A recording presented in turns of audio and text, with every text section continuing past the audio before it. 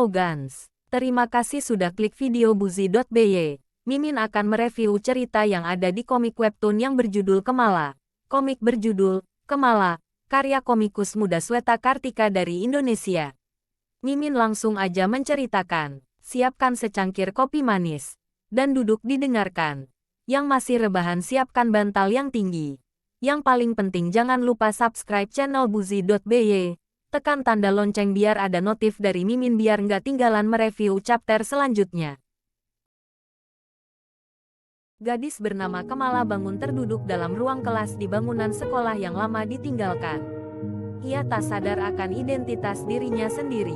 Gelap dan pengap. Di depannya hanya ada selembar kertas bergambarkan simbol bintang dalam lingkaran. Tanda khas iblis sang penguasa keji alam lain.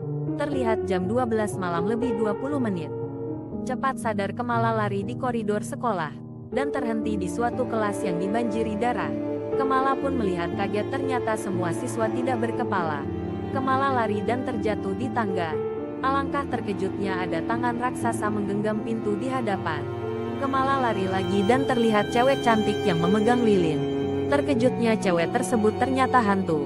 Kemala pun tidak percaya apa yang terjadi pada dirinya, dan beranggapan ini cuma sebuah mimpi. Terlihat ada gerbang. Kemala pun mendekatinya. Ternyata ada penjual nasi goreng. Kemala pun berteriak minta tolong. Alangkah terkejutnya si mamang penjual nasi goreng lari ketakutan. Kemala juga terkejut kenapa takut. Dan terdengar ada yang memanggilnya di belakang dan ternyata anak kecil yang berkata, "Selamat bergabung."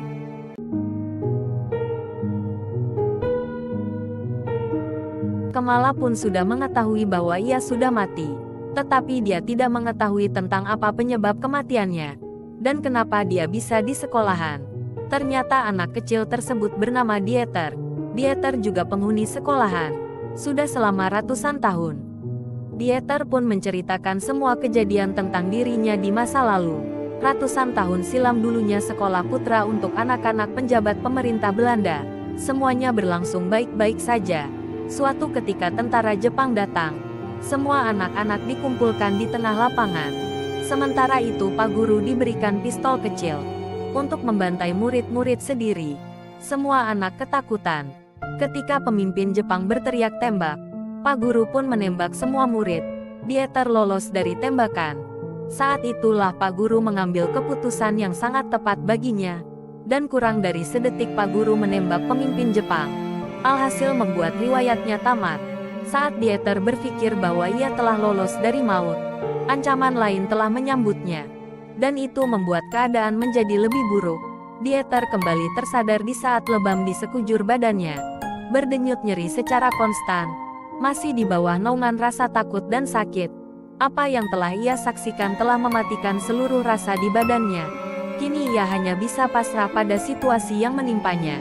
Para tentara Jepang yang tersisa membawa Dieter dan mayat lainnya ke gudang penyimpanan beras di belakang sekolah. Apa yang disaksikan separuh matanya sangat mengguncang nalar. Para tentara Jepang itu menyantap tubuh Pak Guru beramai-ramai. Mayat murid yang lain tinggal menunggu giliran.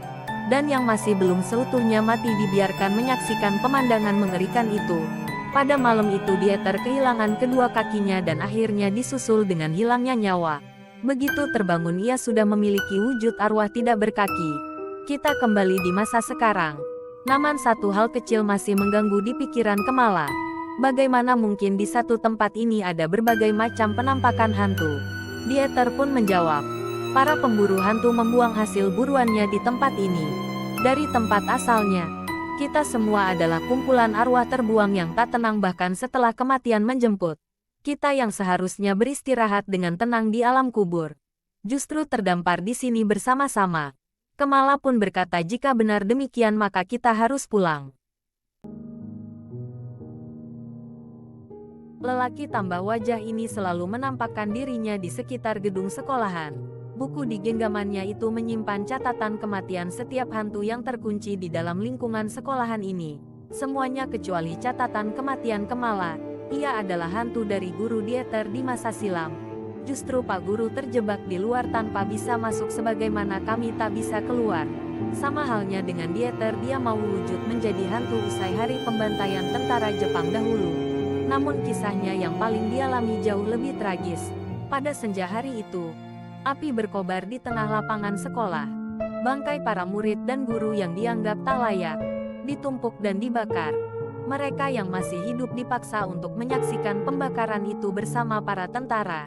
Namun untuk mayat Pak Guru mereka sudah menyiapkan hukuman khusus atas kelancaran perbuatannya menembak kepala pemimpin tentara itu. Mereka mengikat kedua kaki mayat Pak Guru dengan seutas tali. Tali itu tersambung pada mobil militer mereka. Mayat Pak Guru ditelungkupkan menghadap wajahnya hingga mencium bumi. Mayatnya lantas diseret dengan sadis, siksaan yang mereka pikir layak diberikan untuk keberanian Pak Guru. Siksaan setelah kematian dan tidak berhenti sampai di situ. Mayat Pak Guru rata disantap beramai-ramai di hadapan Dieter dan murid lainnya yang masih hidup.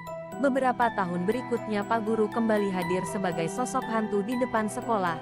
Mukanya yang rata adalah refleksi kematiannya yang paling pedih. Namun dibanding semua hantu di gedung sekolahan ini, Pak Guru memiliki satu keistimewaan. Karena sebagian wajahnya telah menyatu dengan tanah di sekitar sekolah, ia jadi bisa membaca semua rahasia yang terjadi di dalam gedung angker ini. Rahasia tentang kami semua. Ia menuliskan semuanya di dalam buku yang selalu berada dalam genggamannya. Rahasia utama mengapa kami semua berkumpul di sini tanpa bisa keluar. Cara berkomunikasi Pak Guru dengan bukunya.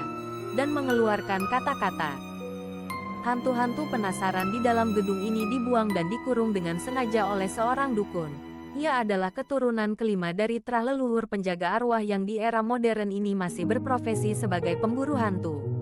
Ki Haryo Krangkang namanya.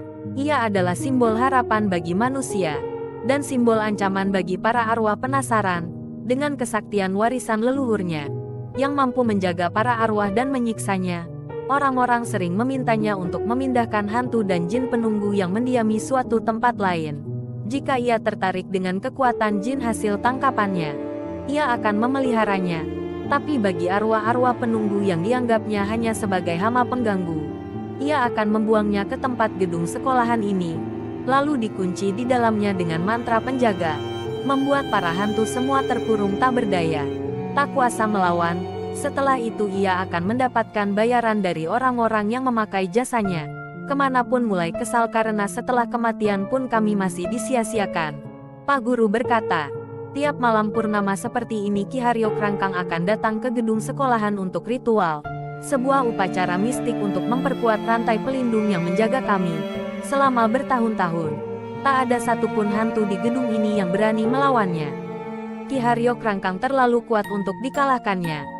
Bahkan jika harus dikeroyok ramai-ramai. Itulah sebabnya, tiap kali ia datang ke gedung sekolahan tua ini untuk melakukan ritual, seluruh arwah dan jin akan lari bersembunyi. Namun, Pak Guru punya kabar baik. Ki Haryo Krangkang memang tak bisa diserang oleh kami, para arwah dan para jin, tetapi ia bisa diserang oleh sesama manusia dengan kekuatan fisik. Kemala pun mempunyai ide akan merasuki tubuh seseorang. Dan untuk menjalankan ide ini sepertinya hanya aku yang bisa.